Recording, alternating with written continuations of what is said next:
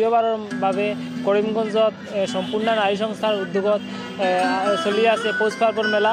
আৰু মই বৰ্তমান উপস্থিত আছোঁ কৰিমগঞ্জ কলেজত। আৰু আপোনালোকে দেখিবলৈ পাব যে কেনেদৰে চলি আছে পৌষ পাৰ্বণ মেলা।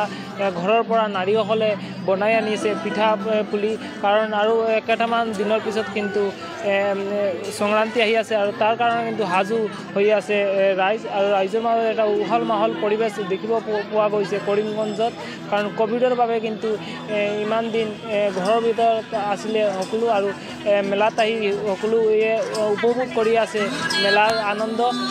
মোৰ কেমেৰা পাৰ্চনে দেখাই আছে সেইসমূহৰ দৃশ্য। আৰু মোৰ লগত উপস্থিত আছে সম্পূৰ্ণ নাৰী সংস্থাৰ এজন কৰ্মকৰ্তা। আৰু মই পোনে যাম আৰু জানিবলৈ চেষ্টা কৰিম যে এই মেলাটোৰ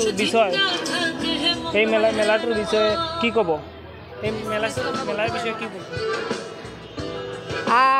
আমাদের আজকে এই মেলা সর্বসম্পন্ন মেলা অনুষ্ঠিত হচ্ছে মূলত পিঠেপুলির উৎসব। আমরা মকর সংক্রান্তিতে পিঠেপুলির উৎসব আমরা আয়োজন করেছি। আমরা প্রতিযোগিতামূলক কিছু পিঠেপুলি রেখেছি, সাথে রয়েছে কিছু হস্তশিল্প, তার সাথে রয়েছে সাংস্কৃতিক অনুষ্ঠান, গৃহিণীদের জন্য বিশেষ আকর্ষণীয় অনুষ্ঠান সর্বসম্পন্ন 2021 এটা আজকে আমরা অনুষ্ঠিত করব।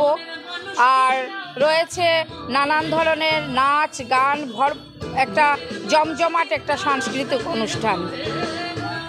হয়, সাংস্কৃতিক অনুষ্ঠানৰ আছে এই মেলাটোত, আৰু কিছু সময়ৰ পিছত কিন্তু সাংস্কৃতিক অনুষ্ঠানো আৰম্ভ হ'ব মেলাত। আপোনালোকে চাই আছে যে সাংস্কৃতিক অনুষ্ঠানৰ বাবে সাজু হৈ আছে ৰাইজ, আৰু ৰাইজ আহি পাইছে মেলাখনত আৰু আনন্দ লৈছে মেলাখনৰ, কাৰণ কিছুদিনৰ পিছত কিন্তু সংক্ৰান্তিৰ বাবে সাজু হৈ আছে কৰিমগঞ্জ ৰাইজ।